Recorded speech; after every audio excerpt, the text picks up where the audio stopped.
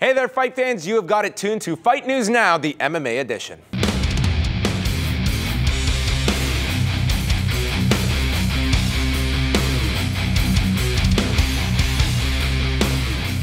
Hey there, fight fans. I am John Pollock, and you have it locked for 30 minutes of mixed martial arts news with all bases covered on today's show. You are going to hear from UFC welterweight champion George St-Pierre and his UFC 158 challenger Nick Diaz. The victorious Vanderlei Silva will also be by as well. John Ramdian and Robin Black are setting the table for UFC 158 on 3 rounds. And if you're a fan of Gears of War, then today's edition of The Shift will take you to the next gear. But up first, we've got all of the headlines coming at you right now.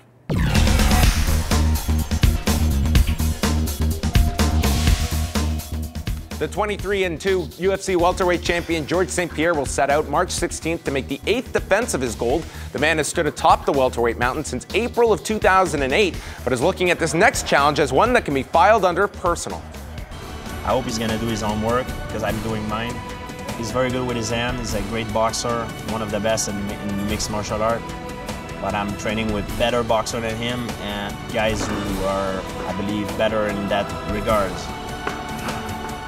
I believe Nick has the style to make me look good because he pushes the pace a lot, and he's going to make the best out of me come out into that fight. Everybody tried to cross the line with me. They tried to get into my head. I don't mind what he says, what his entourage says. The only thing matters is I fight the best of my ability March 16, and the rest will take care of itself. On the other side of the octagon that night will be a veteran of the sport and Stockton, California native Nick Diaz, who will receive his opportunity to become the UFC welterweight champion after a year of inactivity following his unanimous decision loss to Carlos Condit. I will tell you right now, I want to fight the #1 fighter in the world. I've always said that. I want to fight the #1 fighter. George never said that. You're going to take me down? Okay. Now you have to deal with problems on the ground. So you might not want to do that. Condit didn't want to do that. He wanted to run away from me because he knew better than do that. George just say he's better on the ground. He might want to do that. I'm saying right now, I don't give a f. Take me down and stand up, take me down. It's going to be a fight. It's going to be 5 rounds. The Bell Center will play host to this welterweight battle for supremacy and is the 4th time that St-Pierre will headline in Montreal. This is a fight with a long verbal history dating back to 2011 when these two were originally scheduled to fight at UFC 137 in Las Vegas. If this guy stands up in the middle of the cage after he wins the fight and says, hey, I want to fight Nick Diaz, I'll hop the cage and I'll get up in this face and I'll say, what's up? Let's do this. You know what I'm saying? Sometimes these things happen in MMA. If I said something like that, I don't think he'd get up out of his seat. You know, I think he'd just sit there. Where you at, George? Where you at, boy? George St-Pierre flipped out tonight. I quote, "He's the most disrespectful human being I've ever met, and I'm going to put the worst beating you've ever seen on him in the UFC." And with that, Nick Diaz would be given back the title shot he had lost after no-showing 2 press conferences for UFC 137. I got to be the bad guy. You're going to point the finger, make me the bad guy. I'm the bad guy, now I get a fight. However, GSP would tear his ACL training for the bout, and Carlos Condit would step in to face the Stockton bad boy for the interim welterweight title. After losing the bout and testing positive for marijuana metabolites, Diaz would be suspended for 1 year. The welterweight division would move on without Diaz, but the title shot was waiting for him when he returned. For me, Nick Diaz is #1 contender. There is a story between us. It's a big fight everybody wants to see. Nick wanted to have that fight for a long time. I want to have that fight for a long time. Now it's time to do it. This is a fight people want to see because Diaz is unlike anyone GSP has faced over his 5-year reign as champion. Rush has a significant wrestling advantage and will therefore choose where the fight takes place. On the feet, Diaz has some of the best boxing and cardio in the sport. And if the fight goes down to the ground, Diaz has an aggressive submission game off his back. I'm saying right now, I don't give a f. Take me down and stand up, take me down. It's going to be a fight. At UFC 158 in Montreal, George St-Pierre will finally meet Nick Diaz in a grudge match years in the making. Of course, we will have you completely covered all next week in Montreal for Fight Week leading up to UFC 158. It is a main event that has generated lots of debate, but on March 16th, that is the fight on our hands, and we asked a number of fighters for their breakdown of this title bout.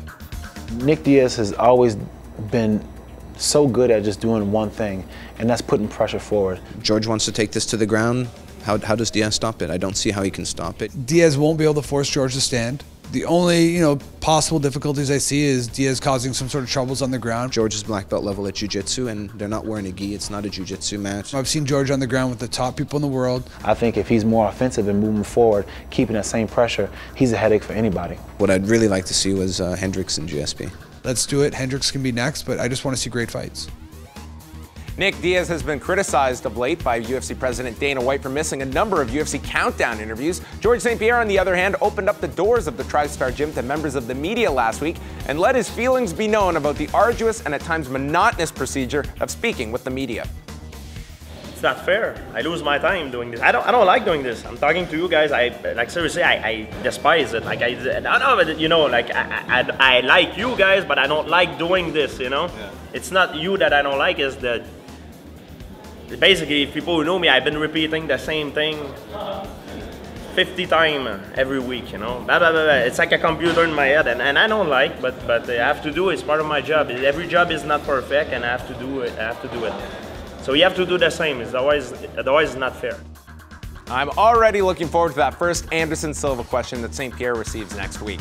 Montreal is not going to be the only stop for the UFC in Canada this year, as they have announced UFC 161 for their maiden voyage into Winnipeg, Manitoba at the MTS Center, with a rematch announced between Mauricio Shogun Rua and Antonio Rogério Nogueira. They've also announced a light heavyweight bout between Rashad Evans and Dan Henderson, who are both coming off of losses.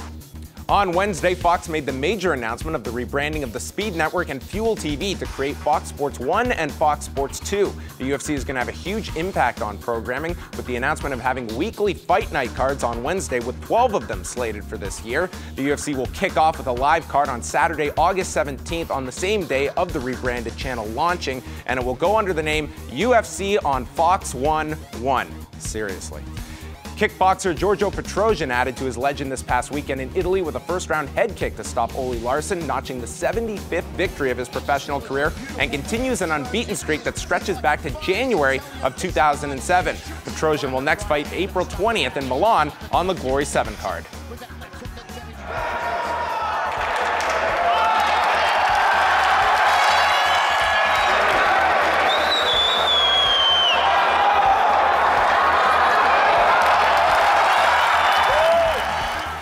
36-year-old Vanderlei Silva turned back the clock on Saturday night by cleaning Brian Stans with a second-round stoppage at the UFC on Fuel 8 card at the Saitama Super Arena. Silva was returning to 205 pounds for the first time since 2008 and has now won 3 of his last 5 fights.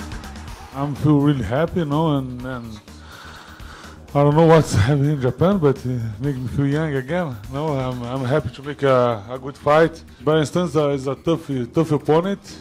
He have a strong punch, and but after he starts, him is a close to beat me in that moment. I feel out a little bit and back, and I like to fight with guys like that. I fight one time, I fight in one fight timer now. I'm feel healthy, have a couple injuries, normal, but I know sooner or later I'm gonna need to stop this job, but I'm happy for giving this feeling, this energy for my fans. There were 2 knockout of the night bonuses handed out Saturday by the UFC, with Silva taking one and the other going to another alumnus of Pride, with Mark Hunt notching his 4th consecutive victory in the company, stopping Stefan Struve in the 3rd round, and has his eyes on the important fights that are coming out of this victory. I'd like to fight as soon as possible. Top 5 or whatever, man. Yeah. Simple and to the point. Struve may have come out on the losing end, but a consolation is being the subject of this week's tweet of the week, where he sent out an X-ray showcasing his broken jaw that ended the fight, and also having a tooth lodged into his cheek, requiring multiple surgeries for the skyscraper. Diego Sanchez got back on the winning track in Japan this past weekend in his return to the lightweight division. Despite a very controversial decision victory over Takanori Gomi, it goes down as a win for the Dream, and he knows exactly what he wants next. The fight I want is Nate Diaz. I want to be the first one to say I beat both the Diaz brothers. And, I got the bigger brother on my resume already, so I want to get in there and get the little brother. And, our styles make for an awesome fight, ground battle, Just, you know, it's just a great fight, and that's who I'd like to fight. So Diego Sanchez gets by the skin of his teeth. Coming up on 3 rounds, we've got Sean Pearson here. What happened to the beard? Yeah, you know, winter's over, it seems. Man, you lost a solid 5 pounds, I think, with the shaving of that. What is coming up on 3 rounds? Although we're getting closer to the super fight between George St-Pierre and Nick Diaz, I'll tell you which welterweight is going to surprise a lot of people, and he's not even fighting on the main card. Ooh.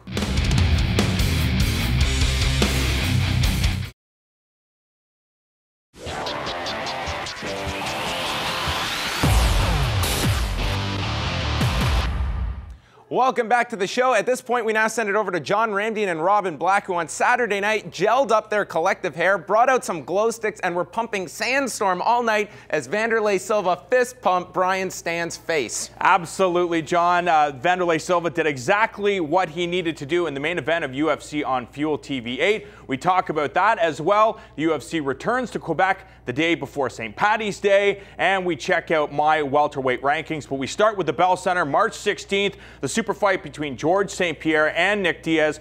And Robin, I want to talk about the game plan, because I think for a lot of people, they believe that George St-Pierre is going to do exactly what he has been doing in the past, and that has forced this fight down to the ground. Even Tyron Woodley says that that's probably his best strategy, that Nick Diaz will have some rug burns on his back. The more I think about it, though, I don't think that's the game plan. Why not make Nick Diaz work off of his back, and during the fight, kick his legs out, use his athleticism and his speed to beat this guy standing? Yeah, and you know, Nick Diaz has a lot of incredible strengths. He's scary, he's dangerous, he has that mind games that he can play, he has a gas tank that lasts forever, but he also has some weaknesses because he's so committed to his particular style. And one of those weaknesses is the leg kicks. He fights with such a heavy front leg, and it reduces his mobility. You can't check when you've got all your weight on your front leg. So his answer is to take the kick and throw punches. George is definitely going to hammer that front leg, and you got to figure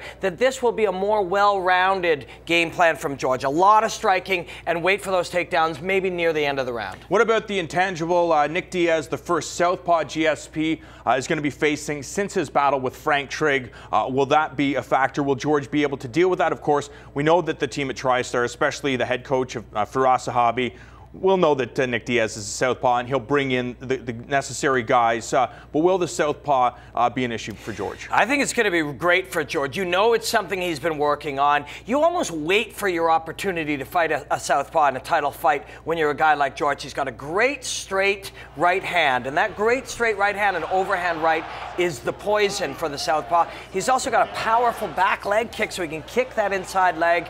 There's a lot of weapons he can use. He's very mobile. He'll keep moving to his left. I like George on the feet in this fight. I think he's going to have a lot of opportunities on the feet, and we may see takedowns later in the round where he can pound a little bit.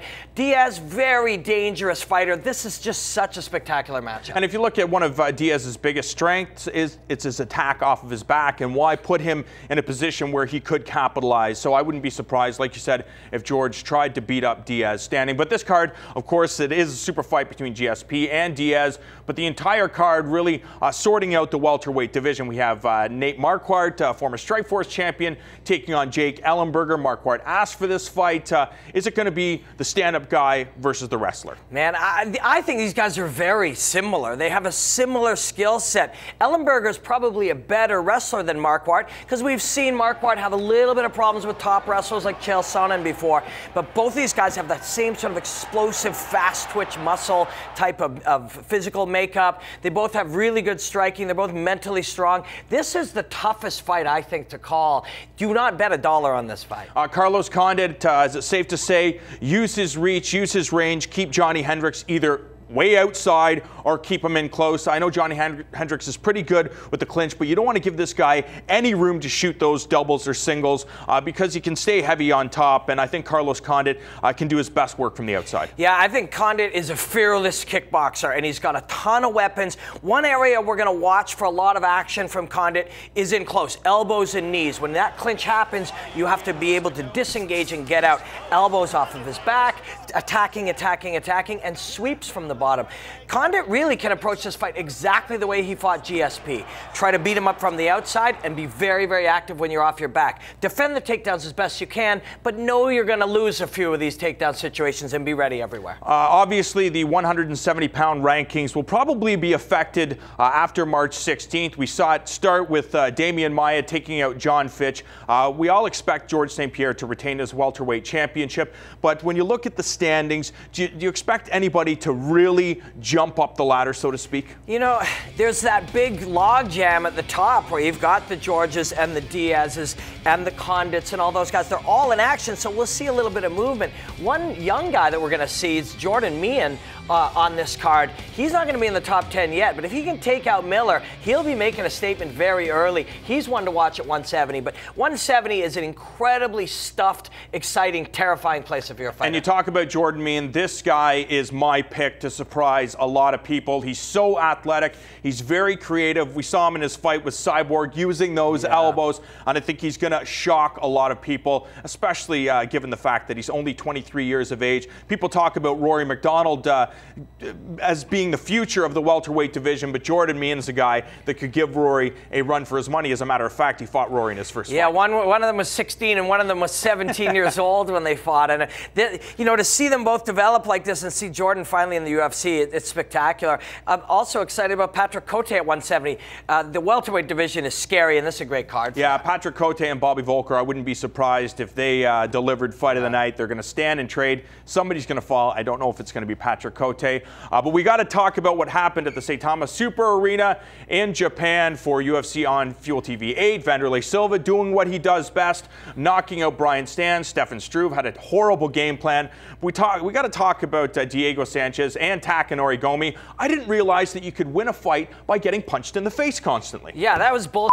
Like, that was absolutely ridiculous. You know, can you imagine flying across the country and putting on an incredible performance and winning a fight, and then when you're just waiting to get paid and have everybody freak out, they mention the other guy? That was ridiculous. I don't know what was going on. I think this has got to be the first time in, I think, a long time that a Japanese fighter can beat somebody up and lose a decision. It makes no sense. Next week, however, we take a closer look at the UFC 158 card. It's going to be a good one, Mr. Pollock. It'll be a good one, just like Robin's shirt. Looking spectacular, Mr. Black. Thanks as always, guys. We're going to take a short break, but on the other side, it's the weekly countdown to death on our viral video. Spoiler, it ends badly.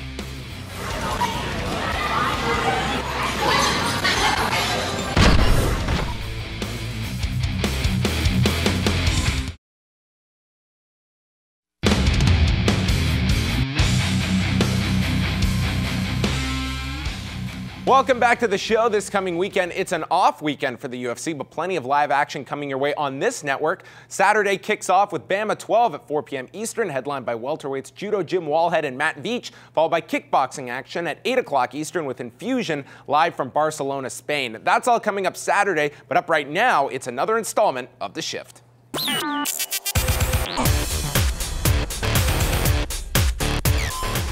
This week, we take a look at the upcoming Gears of War Judgment release, which is a prequel to all of the releases of the popular series. We're going to hear from senior producer Alan Van Slyke of Epic Games to let you in on what is in store for the gamer with this forthcoming release. Gears of War Judgment is the prequel of the Gears of War series. Now, if you're not familiar with these games, you've probably been living under a rock. But don't worry, we've got gamer nerd Sean Pearson to fill you in on the details. It's really interesting the way the storyline's playing out. Judgment, you know, Baird's on trial right now, and as you play through the game, the trial's going on in your earpiece. So they're actually talking through the trial, and you're playing the game as if what's happening in the trial. I think that's a real cool feature, and it's just a fun game. It's one of those games where the campaign is, for me, the biggest and most important part of that game. You have no idea what you're up against. I know exactly what I'm up against. Campaign mode is loaded with all sorts of new features, and here's one that'll keep you gear veterans on your toes. The Smart Spawn system is specific to the campaign, and we've taken the Gear 3 spawn system and pushed it, even farther. Who's next? It changes, the types of enemies that you get, where they spawn from. Everything about it changes according to how you play, and you'll have to adapt to try to overcome it. Now I'm going to hurt you. Declassifications is a big new kind of game mechanic that we've added to the primary campaign. It adds different kind of challenge or an increased difficulty. So it might add a rule set like, specific weapons can be used, or a timer, or reduced visibility, right? So it makes it more difficult, more challenging. And then finally, it gives you additional reward. So it changes the story, changes the difficulty, and rewards you with more content ultimately. The multiplayer mechanics have been tweaked in Gears of War Judgment, plus you'll get a crack at a few new multiplayer modes that'll unlock rewards based on your gameplay. Lots is different in the multiplayer as it is in the campaign. We've optimized the control scheme and we've made everything faster and more accessible in multiplayer. So Y is quick weapon swap now, there's no more messing around with the D-pad. The other big thing with multiplayer and just the core gameplay mechanic is we've added the ability to essentially fall off ledges and things like this intentionally. As far as modes go in multiplayer, the mode that everybody's really latching onto is Overrun, right? It's this 5-on-5, Cog always defending, Locust always attacking, class-based attack-defense scenario where you first either attack or defend, then switch sides, get to play as both Locust and Cog, and see who can get farther faster to win. And that's probably the biggest new multiplayer mode that people are really latching onto and grooving on.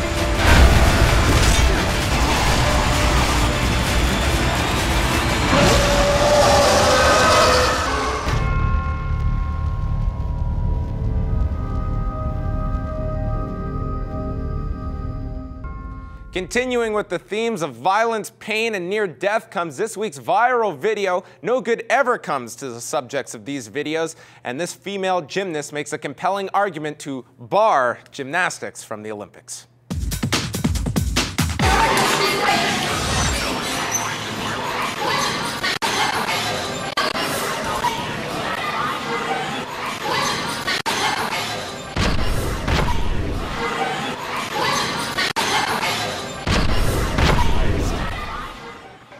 We hope she is okay. And that wraps us up for another edition of Fight News Now, as you are now all caught up in the world of mixed martial arts. Don't miss BAM at 12. It is live here on Fight Network this Saturday at 4 p.m. Eastern. The MMA Report is up on FightNetwork.com Thursday, featuring Tom Wright from UFC Canada, along with two men that you heard from today, John Randine and Robin Black. Thanks for tuning in, and we'll be back next week for massive coverage of UFC 158. Enjoy your week.